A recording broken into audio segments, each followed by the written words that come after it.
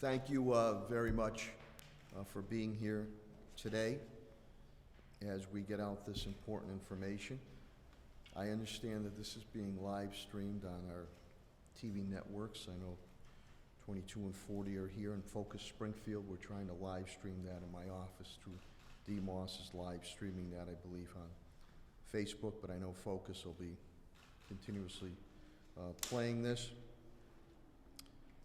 These are extraordinary times, and that makes for decisive actions that have to be taken. I am very proud of my city team. They've been tested and true through a number of natural and man-made disasters and come through it with flying colors. I will continue with my team and the professionals in the health and medical field to let you know what has occurred, what has not occurred, what we're proactively doing about it, and just as important, that as we have done before, we will get through this together as one and for the better. At this point in time, I'm going to indicate that City Hall and all municipal buildings will be closed to the public. This is due to the concerns of the COVID-19 coronavirus, and out of an abundance of caution. We're announcing that we're closing City Hall and all municipal buildings to the public beginning tomorrow, Tuesday, March 17th, 2020, until April 5th, 2020. Governor Baker, Sunday evening, last evening, had emergency actions to continue to address being able to mitigate and containment of this COVID-19 coronavirus. City of Springfield is going to adhere to these actions and strictly follow the public health recommendations of social distancing guidelines, limiting gatherings, as you can see today, to 25 people or less. At this time, City of Springfield employees will continue to work as directed and under the discretion of their managers. Departments will remain open in a modified aspect. The City of Springfield will continue to maintain all essential functions and services. Residents are encouraged to conduct their city-related business remotely when possible. Let me make sure I get this out correctly. The 311 call center, or the 413-736-3111, or at our website, www.springfield-ma.gov. Individuals encountering any type of urgent or time-sensitive situations requiring attention from the City of Springfield staff will be advised to contact the appropriate department, and we'll determine to see what we can do to accommodate you. Following Governor Baker's edict and meeting with my cabinet heads late yesterday evening, Sunday evening, again, we're going to close all City Hall and municipal buildings starting tomorrow, March 17th to April 5th, at which time we will reevaluate the situation. I want to reassure the residents and business community, city services will continue. All non-essential city services will continue to operate with limited crews. And again, we ask our residents to conduct businesses, as I had mentioned before, 311, emails, websites, etc. This is important. All emergency services, our brave and dedicated men and women in blue in our fire department will continue full services, as will DPW services for our roadways and trash pickups. Those will continue. The trash and recycling, those will continue.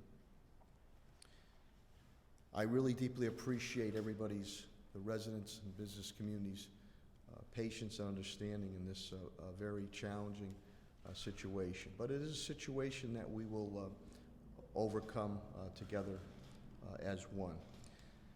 I just ask, and that's why I'm very, very grateful today that I have these revered medical experts in the room. I'm also joined, in the spirit of bipartisanship, City Council President Justin Hurst is here so he can update the City Council. Again, we're practicing this social distancing that has been recommended. But I will have Dr. Mark Kerouac, who is the President and CEO of Bay State Medical Center. Again, he is renowned and revered. He started his career with infectious disease, and he will have an update. Dr. Robert Roos, who is the Chief Medical Officer of Mercy Trinity Hospital, will speak. Helen Carlton Harris, my Health and Human Services Commissioner, who has done yeoman work on the situation, will also give an update. Superintendent Deanne Warwick will give an update on our schools and the food sites. Our public safety aspect updates will come from Police Commissioner Cheryl Clapperud and Fire Commissioner B.J. Calvey. Pat Sullivan, my Director of Facilities Management Parks, will speak about our buildings and facilities. And if need be, City Solicitor Ed Pakula and Attorney Bill Mahoney on legal and HR labor-type services. So, at this point in time, let me call before you, and again, I'm very, very grateful that Dr. Mark Kerouac, again, the President and CEO of Bay State Medical Center, is here, and he will give you an update, and he will give you wisdom and advice and information that you should adhere to. As we continue to be prudent, we're taking this seriously. We are threading the needle right now to tamp down hysteria also, but it's important. If we follow these guidelines, that we'll be able to containment and mitigation of this situation. And again, I will continue to work with Governor Baker and our legislative body, legislative delegation, and also on the federal level with Congressman Neal. The declaration of emergency situation allows me to tap in to any type of resources, financial resources, any resources that will help in the recovery and relief for our residents and our business community, and if need be, knock on wood, would give me sweeping powers to do whatever we had to do to continue to quell this situation. Without further ado, I will now have Dr. Mark Kerouac, the President and CEO of Bay State Medical Center, come to the podium and speak to our public. Dr. Kerouac? Thank you, sir.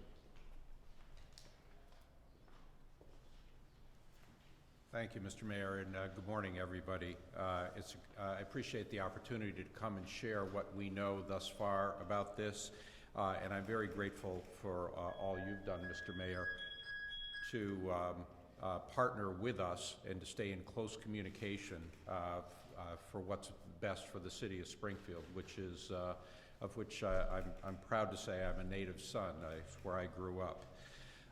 Bay State Medical Center began responding very early on to this, since we were preparing for the Ebola virus and the Zika virus. We began preparations in December by screening patients coming from China.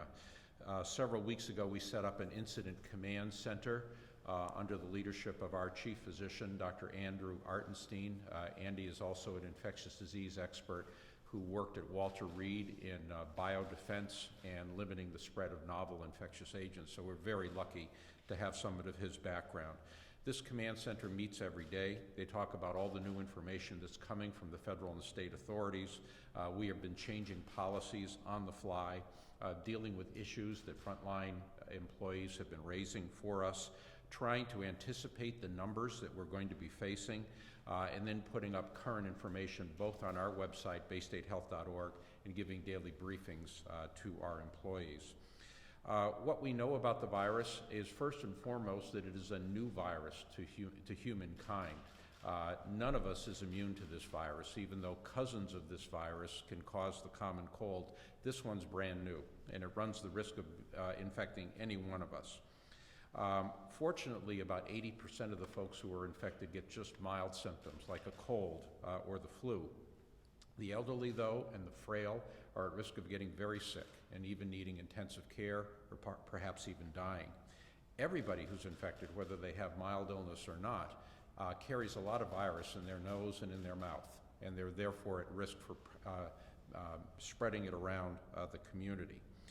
The virus spreads in a couple of basic ways, the same way the flu or cold viruses does, on the little sprays that occur when you cough or sneeze. If you touch your mouth or nose or eyes, it can get on your hands, and then if you shake hands with somebody else, they can then touch their nose or mouth and infect themselves that way. That's perhaps the most important way and the most efficient way for the virus to spread. It's also likely that it can be transmitted by frequently touched surfaces. And so that's where all this advice is coming from. The key advice of washing your hands frequently, observing cough hygiene by using a tissue, disinfecting frequently touched surfaces, and above all else, staying at home and away from other people if you're sick. We've instituted screening protocols which are kind of different now, so that rather than asking patients to run right down to see their doctor, we're asking them to call first, and we would walk you through a series of questions to determine if you need to come in at all or if you can simply stay home. If indeed you need to come in, we've put in place screening centers where people are properly protected and can send off tests. Unfortunately, the testing situation, as many of you have heard, has been somewhat delayed and somewhat far below what other countries in the world are doing. We've tested over 100 individuals at this point, but we've only gotten about 40 tests back as negative. There was one positive, which I'm sure you're all aware of, but another 50 where we suspect that the virus is there, that we're still waiting for tests to come back. We expect that the testing protocol will be changed, that more tests will become available, and we hope in the near future that we're going to be able to do the tests at Bay State Health with a 4-hour turnaround and then have a distributed series of testing sites across the area. We've set up a 12-bed isolation unit, but we're concerned that that might not be enough, and we're looking to bring other beds online as well as other personnel to staff those beds. We've restricted visitors. We are canceling elective surgeries, which will free up both bed space and personnel, and we're doing everything we can to protect our staff and having adequate protective apparel, which are essentially gowns, masks, and eye protection. We appreciate the public's understanding because this is not business as usual. This does not feel like the open society that we're all used to moving in, but it's important that we do this work now in hopes that it will bear fruit later with an epidemic that's less intense and a little bit more prolonged and smooth so that it doesn't overwhelm the health system like what's happened in some European countries. The stuff we're worried about is not making sure we don't run out of personal protective equipment, having adequate numbers of staff, and as I mentioned before, getting that testing online fast. I think that we all have a job to do in keeping ourselves safe from this. It's a test for us as a community of can we come together and behave differently. I'm looking out now over chairs that are 6 feet apart from each other. It feels a little strange because the last time I was in this room, it was packed like sardines.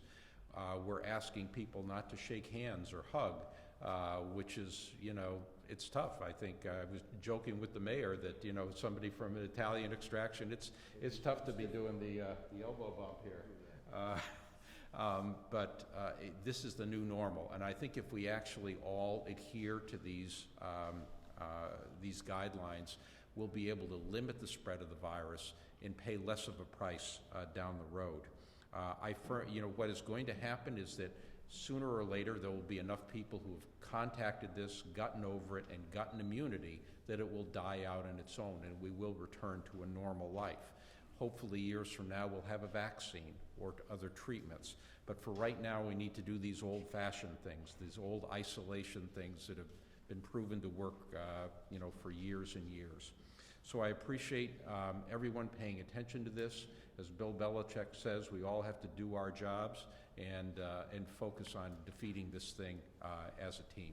So thank you very much, Mr. Mayor. I appreciate the opportunity. Thank you, Dr. Caraway. After we're done speaking for the media, we will take questions at that point in time. And as we did with the tornado and the freak nor'easter of the same year, pre-Halloween, late October, my CAFO, TJ Plant, is here.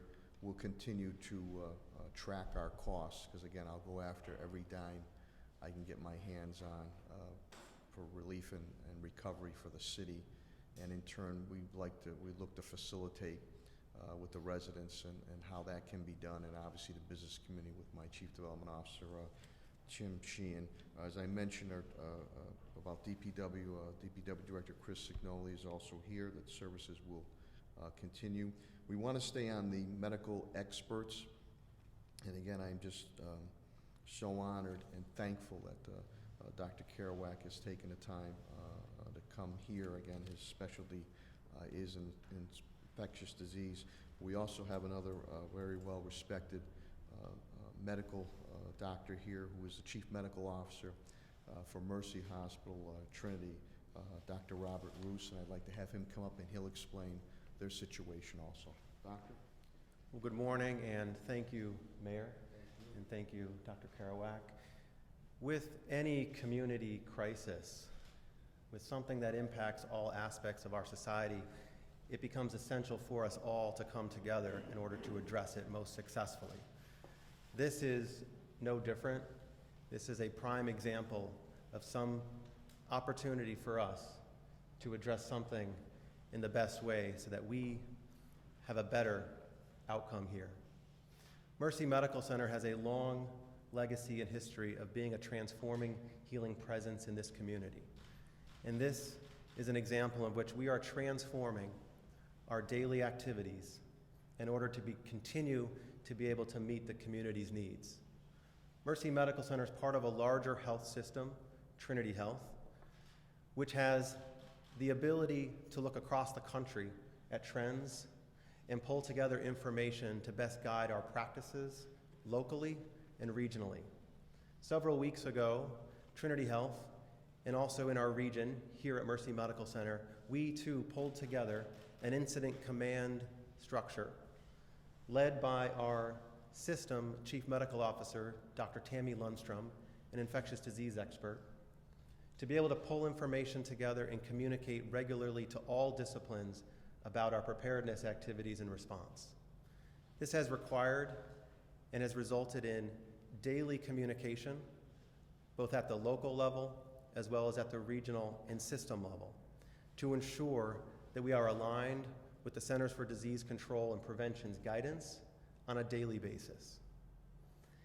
Locally here at Mercy Medical Center, our multidisciplinary command center is communicating with our leaders and our providers, our physicians every day. This is an evolving issue that requires us to constantly change. We've implemented procedures to ensure that our patients and colleagues are safe by restricting access to our facilities, as well as visitors, both for inpatients and emergency procedures, but also those needing surgery, with few exceptions. We've implemented screening procedures so that individuals in advance of coming to either the office or the hospital are screened for symptoms so that we can best advise them on a path forward, either to stay home and self-quarantine, or to receive or go get testing, or to come in for acute or critical care or evaluation, but with our staff having the proper protective equipment and supplies on hand to do so. We've looked at how we can best identify individuals who may be at risk or have been exposed or infected with the novel coronavirus that can cause COVID-19. We've changed those pathways in our practices and in our hospitals. And if patients have determined to be at risk, identified ways that we can best isolate and care for them while in our care. We've also looked to expand testing greatly. So, similar to the other experience around the Commonwealth of Massachusetts, we had significant initial delays with limited resources and prolonged turnaround times for individuals to get tested. As of last week, we've partnered with commercial labs to ensure that those patients needed can get tested. And as of tomorrow, we expect the turnaround time for the results to be shortened to hopefully as little as 12 hours or possibly less. This will greatly expand our ability to gather information and continue to evolve our response to this community crisis. We have patients in our system right now, people that we are treating, that are under investigation for COVID-19. We have yet to have a positive test result back, but we expect that that will occur in the coming days. So it is now our calling and our plan to increase our capacity for being able to treat patients both in our hospital and outside, in collaboration with other regional hospitals, ensuring that we have the ability to meet the demands of this illness if it were to continue to progress. We are focusing on a daily assessment of the necessary supplies, from gowns and gloves to face masks, as well as the proper utilization of that equipment to ensure that we are able to maintain this going forward. And I would encourage everyone to take the guidance seriously, to exercise the social distancing, to wash your hands, as everyone should. These are the basic things that can help prevent the spread. Limiting our engagement with each other during a critical time could be the difference, in some cases, between life and death. So I encourage you to not panic, but to take the proper precautions and to prepare, as we all would. Together, we can create and we will demonstrate the right response to this emerging pandemic. Thank you. Thank you, Doctor, very much. Thanks, Doctor. We have opened our Emergency Operations Center. Emergency Preparedness Director Bob Hassett is currently there, so that is in operation, as we have done with other natural and man-made disasters. I also want to thank my Chief of Staff, Tom Ash, and my Communications Director, Bill Baker. We've been on speed dial constantly working with everybody on it, so I appreciate their behind-the-scenes effort. Someone who has really done yeoman work, and she's very well respected, not only in the local area and the state, but in the nation, is our Commissioner of Health and Human Services, Helen Calton Harris. She will now come up to give her update, and then we'll continue to move forward. Health Commissioner Helen Calton Harris.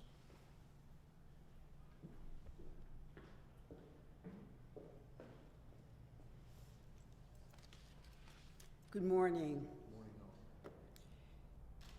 We are the Board of Health in the City of Springfield, and it's important to recognize that the role and responsibility of the Board of Health will be changing over time. The governor's edict gives the Board of Health sweeping powers to assure that restaurants are adhering to the governor's edict around just serving food to go.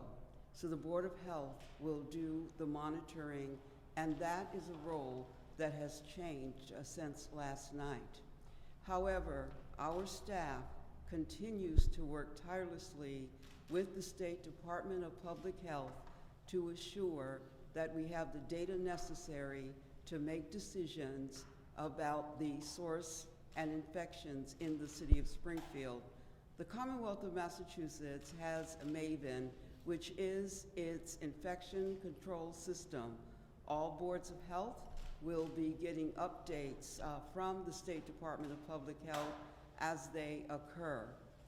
My staff is monitoring the MAVEN system on an hourly basis at this point. It's important that we take this very seriously and understand that we are trying to limit community spread. And community spread is when we don't know the source of the infection, the individual has not been out of the country, but we're seeing an increase in exposure. And so when we talk about social distancing, that's important because of the potential for community spread. I also want to acknowledge that health is spiritual, emotional, physical, and social. And so we are also concerned about those parts of our health that have to do with our mental and social health. We are in a social recession. And what that simply means is that the human contact that we're accustomed to has now gotten to the place where we're behaving differently. I want the residents of the city of Springfield and across the Western region to make sure that we are continuing to look out for each other. And I would appreciate it so much if you have elders in your midst or in your community that might need you to go grocery shopping for them, or might need something that you as a neighbor can supply, that we are doing that as well. Children, parents, this is probably the first day that your children are at home. Our children experience anxiety. So it is important that we're also having conversations with children and letting them know that this is a situation that we're in. Ask open-ended questions. What have you heard? How are you feeling? It's important that we are engaging our children and our elders as well. The mayor has said we will get through this, as has everyone, and we will. However, we need the partnership of the public. You have the power. I do not want individuals to think that they are powerless. You are not powerless. You have lost some control, but you're not powerless. Use your power to do everything you can to work with us to do the non-pharmaceutical interventions, and you've heard them, and you will hear them over and over again because it is critical. We care about the health of the residents, and we want to make sure that we are working in partnership to mitigate. And mitigation means we're doing structural changes, but that is so necessary. And so the Board of Health in the city of Springfield will continue to monitor our MAVEN systems. We will continue to reach out to our residents. We will continue to put structures in place to mitigate. We are in this together, and together we will get through this. You can call the Springfield Department of Health and Human Services. We are there. We will be available to answer questions to the degree that we can. This is ever changing by the hour, so updates are critical. Please, one more thing I think it's important. It's important to watch television, but I would encourage us to update each other, but do not stay wedded to the television. That can cause anxiety, and we want to tamp down anxiety. Stay informed, that's important, and we will get through this in the same way we've gotten through other challenges that we faced as a community. Thank you.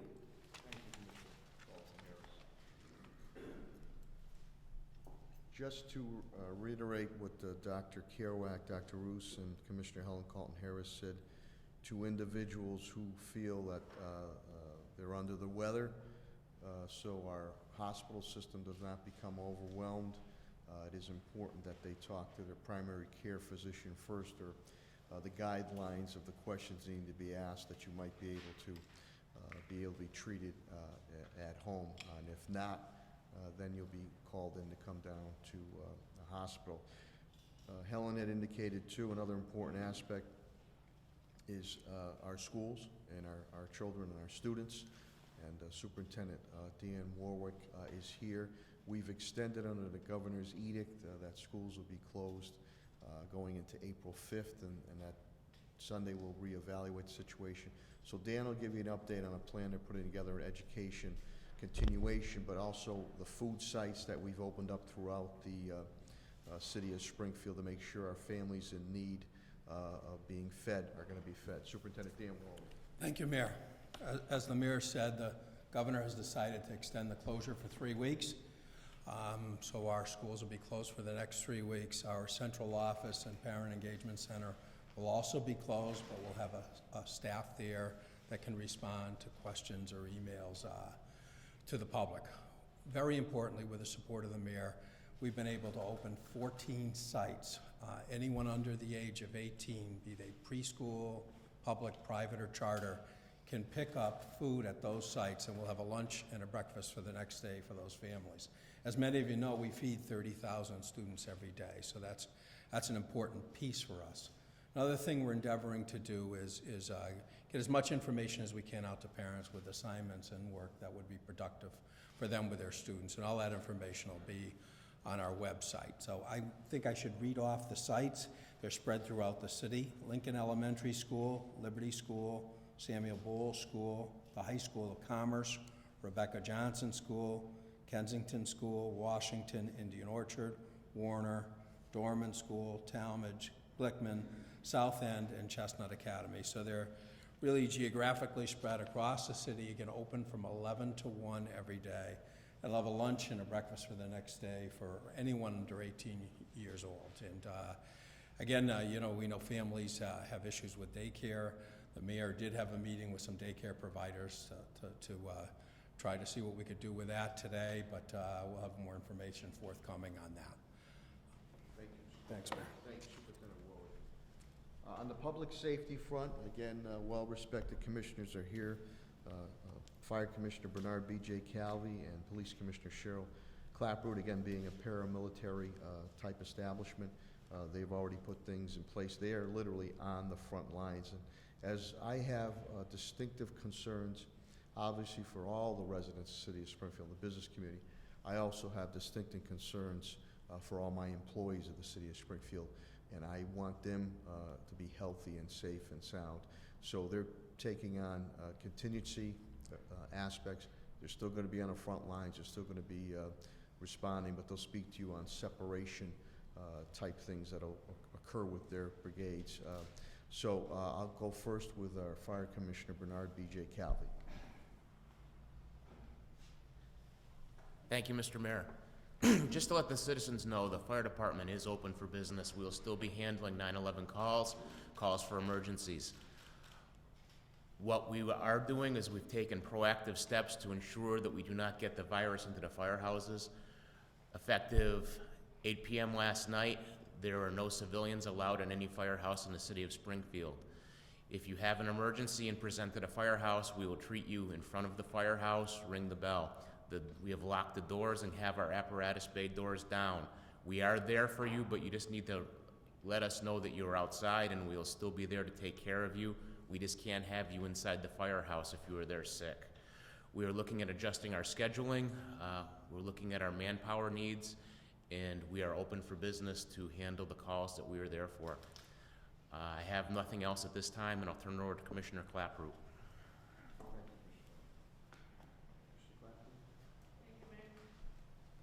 Good morning. I'd like to assure everybody that the Springfield Police Department is in full operations and will be providing the same services as we've always done, and we will continue to do so. Of my most concern is obviously the health of the officers so that we can maintain our 24/7 rollout and coverage of the city. So every bit of information that I could garner from Dr. Kerouac and Bay State and Mercy and other providers have been disseminated to all the officers. Thank you to Pat Sullivan and buildings. We are keeping everything as clean as we possibly can and sanitized as I possibly can. Includes the buildings and also our cruisers. What we have done to prevent any contamination if one of the officers or more should start to get sick is we have spread them out on, we are now located in 5 different locations throughout the city. We are going to man not only 130 Pearl Street, but the Dwight Street substation, 50 East Street, the IIU office, which is located in Maple Street, and Tapley Street. We're going to have different divisions, and this will start tomorrow morning at 8 a.m. I'm diversifying a little bit, and every one of those locations will have officers and a deputy chief or captain assigned to it, and they will decide on the required manpower and the locations throughout the city in which they will patrol and protect. As of right now, I do not have a sickness problem. I am fully manned. I am actually more manned than normal because what some of the officers are doing is canceling vacation. They recognize the urgency. They have stepped up, as they always do and always have. My command staff will have teleconferencing calls at 10 a.m. every morning instead of meeting, so that we're not always in the same place. We're taking all the precautions. I thank Sheriff Kochi for a good working relationship. Arrests will still take place as needed. 50 State Street is closed after processing at 130 Pearl Street, or 50 East Street, they will go to Ludlow, and then taken on from there. The building itself at 130 Pearl Street is also very limited to public access to protect the officers. We are suspending LTC applications and processing for fingerprints and employment verifications. We are certainly open and certainly willing to take in anyone who may need an emergency 209A restraining order or harassment protection order. You can come into the front window and we will assist you. Those provisions for the emergency orders are still going to take place. We can certainly still offer you the protection that you would have gotten at any other time. So we are there. We will man it. We will deal with this. So far, we do not have to cancel vacation days or days off. I am fully manned. I have stressed to all the officers, should they feel sick, stay home, and we are still very much prepared to cover the city. Our civilian workers, most of those who can work from home are going to work from home. I am going to staff enough inside the building so we can take care of any emergencies that come in or send out any copies of reports should you need reports of accidents or incident reports that have to be mailed out. So we're there. The officers have stepped up. We're taking care of ourselves and our buildings and our cruisers to maintain cleanliness and take all the precautions that have been that we have been advised that we take. I'm working very closely with Commissioner Calvi, and should we have to step back a little bit more on medical calls and start the mask and 15 masks, we will do so. We are prepared to do so. As of now, just let you know that the officers are in good spirits. I have gone and will continue to go in front of roll calls, and we're ready to serve in whatever capacity the mayor should need. Thank you. Thank you, Commissioner Clapper, and again, I deeply appreciate the brave and dedicated service of our men and women in blue and our firefighters also. Just to let you know, we spoke with state officials last night. Commissioner Clapper is looking for some flexibility on the police academy we have going right now. If there's a possibility in getting them in some role to aid the public under leadership of Commissioner Clapper. We've also discussed with state officials through Commissioner of Health and Human Services, Helen Carlton-Harris, on our attack on the homelessness shelters and looking for some waivers on that situation, and also with City Solicitor Ed Pakula on if, and I hope, you know what, I hope down the road that the public says, Mayor Sarno, Dominic, you were full of that, nothing happened. That'll be a compliment to all of us because that means we did our job. But if someone picks up this, or individuals picks up this COVID-19 coronavirus, we're also seeing what legal stipulations we have, because we still have police officers going to homes. We still have firefighters answering calls. We still have inspectors, whether building inspectors or code enforcement inspectors, health inspectors, going out on calls. And we're trying to see what the guideline is there if at that point in time the commissioner will be aware, Helen Carlton-Harris, on the Maven system, if someone has been quarantined or infected. So we're trying to work through that. Before I bring Pat Sullivan up on our physical plant aspects, to the restaurateurs and to the pouring establishments. We'll continue to work with you, but the edict has come down from the governor. So much like Marty, Mayor Walsh in Boston's done, you need to follow it. If you don't follow it, then you're going to force my hand through my licensing director, Attorney Alicia Days, and you're going to face penalties and suspensions. So I don't want to go to that route, and we follow all these procedures, and then before you know it, we can have a celebration down the road where people can frequent your restaurant or your pouring establishment. Again, if you are a food establishment and you can do takeout, and I would advise, if possible, we support our local establishments as much as we can with the takeout type aspect. With that, let me bring up Pat Sullivan, who will speak about the facilities plant of the city and the parks too. Pat Sullivan. Good morning, everyone. All the staff of the Department of Parks, Buildings, and Recreation have been provided with the information to maintain a safe work environment. Municipal custodial staff will remain vigilant in cleaning all areas of these buildings across the city that will support the services so we can still continue with city government. Our priority will be to support Commissioner Clapprood with the Pearl Street and Fenton Street on East Street location, and Commissioner Calvi with the command center on Carew Street. At this time, open space and parks will remain open, and we are anticipating all residents to adhere to the safe social distance guidelines that have been given. Park buildings will be closed to the public. Sierra Arena has closed for the season. The South End Community Center, Greenleaf Community Centers are now closed. Marshall Roy, Myrtle Street, Kennefic, and Emily Bill Field houses are now closed. And the Barney Carriage House is closed through April 5th, and that will be reevaluated. All forestry and maintenance operations are in full tact, and we will continue to support the residents, and we appreciate the residents' understanding during this time. Thank you. Thank you, Patrick, very much. I'm now going to open it up for any questions or comments. Again, I take full advantage of having two well-respected healthcare and medical experts in the room with Dr. Mark Kerouac, who is the president and CEO of Bay State Medical Center, Bay State Health Systems, and Dr. Robert Roos, who's the chief medical officer of Mercy Trinity.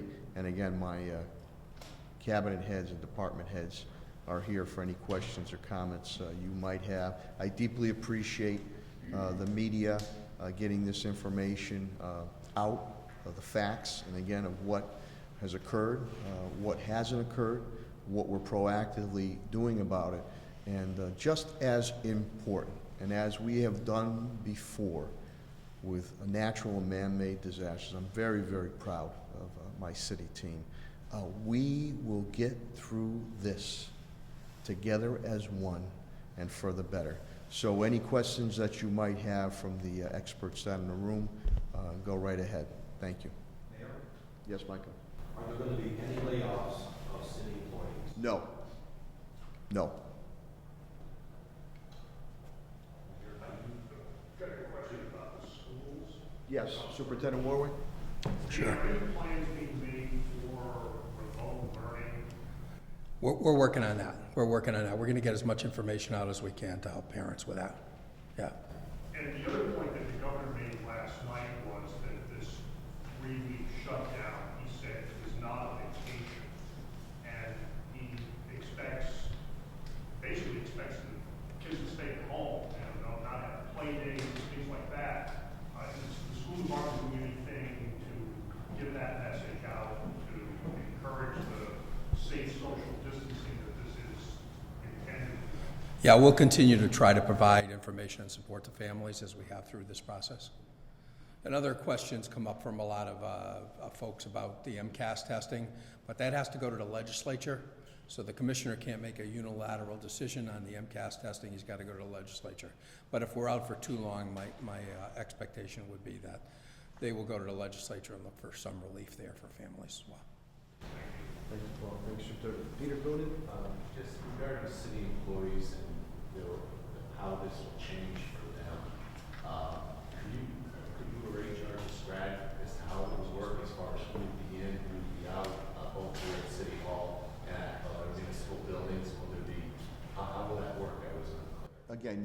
have, and I have Attorney Bill Mahoney here, my HR and Labor Director, I know TJ Plant too. There will be employees, this is, again, is under the discretion of their cabinet head, department head, and/or deputy or manager. So under their discretion, there'll be opportunities here, because we still have to provide city services that can work remotely. There can also be opportunities at times where there might be, I don't want to say a skeleton crew, but operations will continue internally. So everybody will keep working. Obviously, the frontline individuals, he or she, they're going to be out there. DPW and Director Signoli is here. Trash pickup will continue. The road work stuff will continue. What we're saying is that if you have to do business in City Hall or any other of the municipal buildings, that you will not be able to do it face-to-face. We will take any type of emergency situations or situations that are sensitive, and we will examine to see if an appointment can be made. But we urge you to do that online or phone call, our websites, etc. on it. But everybody will continue to keep working. I'll allow HR and Labor Director Bill Mahoney will handle the crossing of the T's and dotting of the I's with City Solicitor Pakula and my CAFO, TJ Plant. That's why it is so important that we track all our costs. Because as we did with the tornado and the freak nor'easter and the other natural man-made disasters we incurred, we will go to recoup those costs. Right now, as I've done with other disasters we faced, our number one priority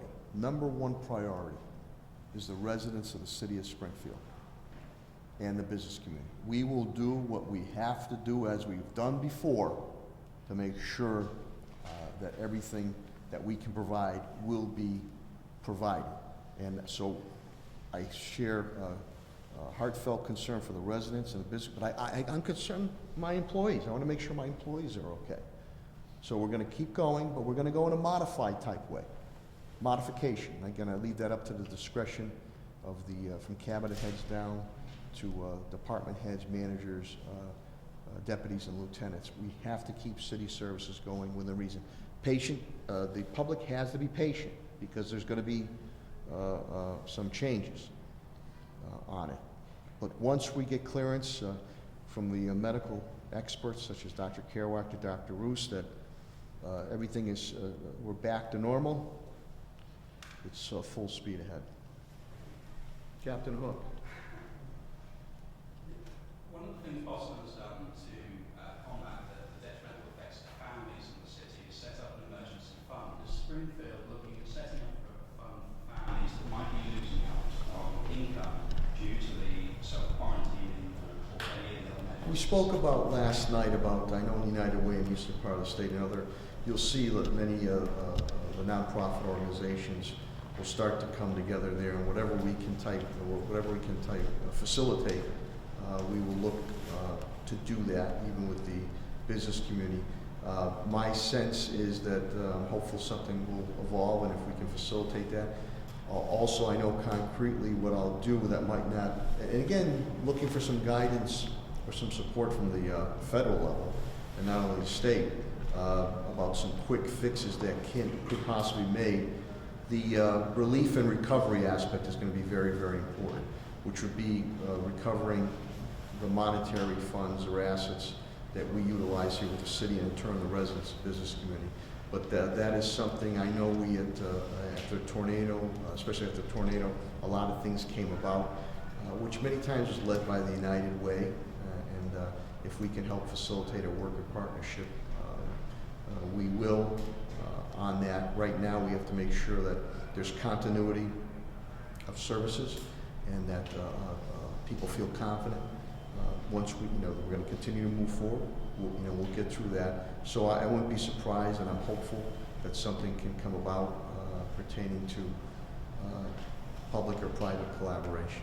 And just to follow up on that, how soon do you think that might be, and where will people go to get more information on that? Still would be in the midst of facilitating that. We're just getting these edicts coming down from the federal, especially the state level, So I have to make sure operationally, that is my duty and my responsibility as mayor of the city of Springfield, to make sure that people's health and safety is #1 priority right now.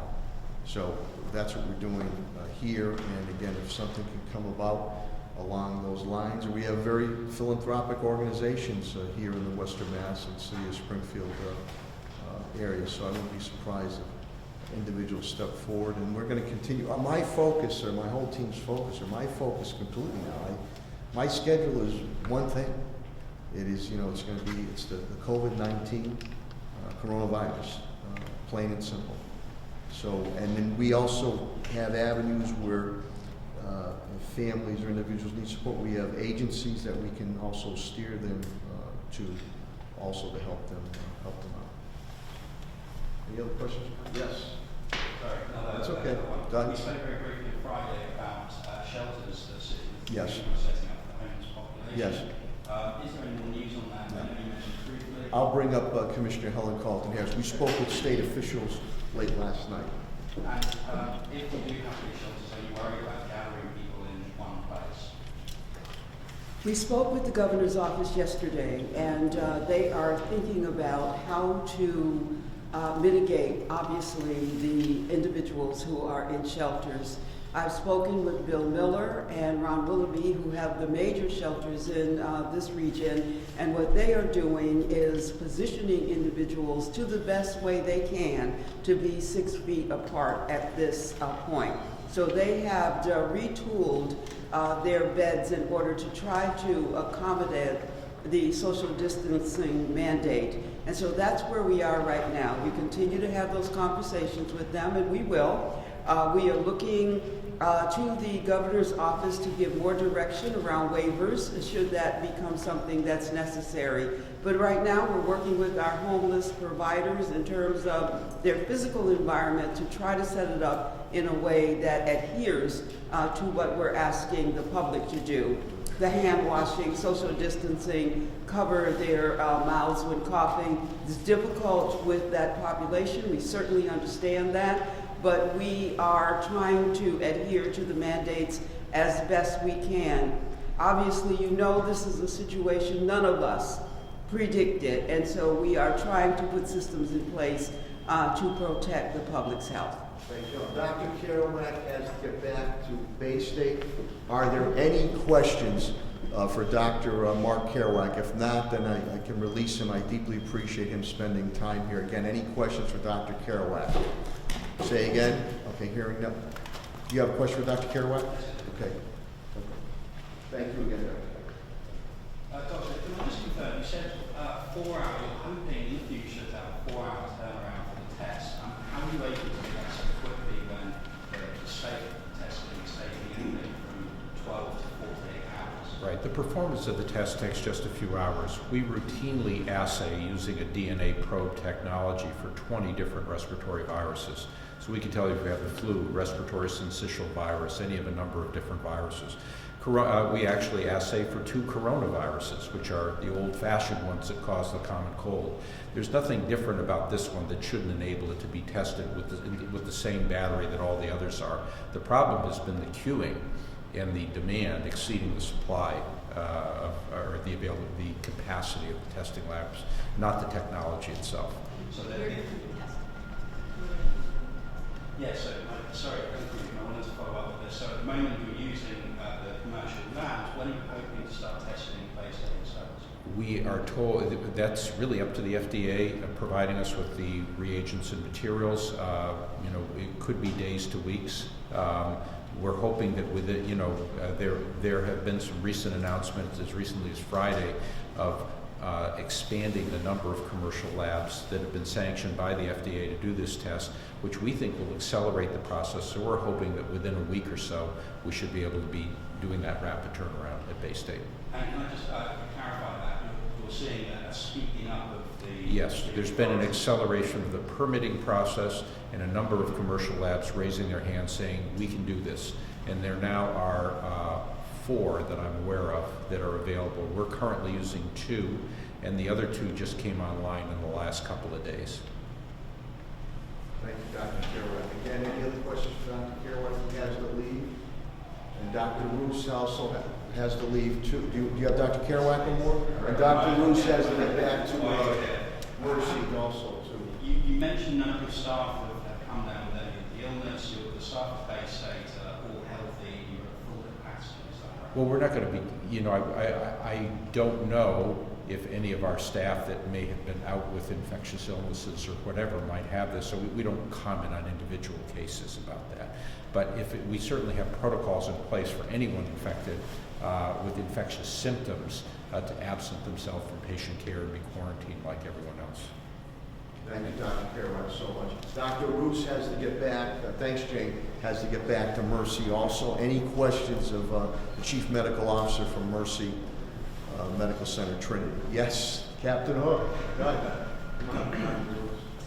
So Bay State's talking about a 4-hour turnaround. You mentioned that yours is 12. Why is it taking so long for Mercy to do the test? Or why do you think it might be in the future? So I anticipate that the turnaround time will continue to go down. So we may be able to get to that point as well. We are partnering with a commercial lab that as of tomorrow will have a 12-hour turnaround, which I think will be best in the region. As the availability of resources and we continue to have more tests available and expand the capacity of labs, we may across the board see that turnaround time start to reduce. Are you also at Bay State, do you have capacity to do the tests yourselves at the hospital, or is there something you can buy commercially? So at present, similar to Bay State Health, we also provide a significant number of respiratory viral panel testing at Mercy itself. That includes, right now, up to 4 coronaviruses, the old type. Right now, we are looking at exploring a partnership with a commercial lab specifically for the COVID-19 test. That is going to be one that we look at with all of our regional hospitals, including Connecticut and Massachusetts. Just to clarify, you may have mentioned, I do apologize, Bay State had 100 tests go through. How many Mercy have you been? We've tested between about 15 to 20, and right now I've had no positive tests returned, but we have many tests that are still pending. Any other questions of Dr. Roos so we can get back to his report? Thank you. Thank you so much. Just as a follow-up, Doug, you mentioned about the homelessness. Again, MGM officials spoke with me the last few days. Their food and asked for recommendations. So their food, if it's immediate, we told them to get that food to Friends of the Homeless, Bill Miller. A more longer term, Terry Maxey at the Open Pantry, and of course Andrew Morehouse at the Food Bank of Western Massachusetts. So I appreciate MGM donating those food aspects to help out families in need. So that's another part, maybe Doug answering some things we've already started to do in place. Any other questions, whether myself or probably more importantly of any of our cabinet heads that are here? Okay, I really appreciate it. I also appreciate again City Council President Justin Hurst being here. We would love to have had everybody here, but he'll update the City Council moving forward.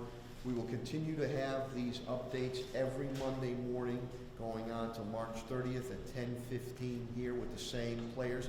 If something should occur, a challenge and or something much more positive, we will call you all together and get that information out ASAP.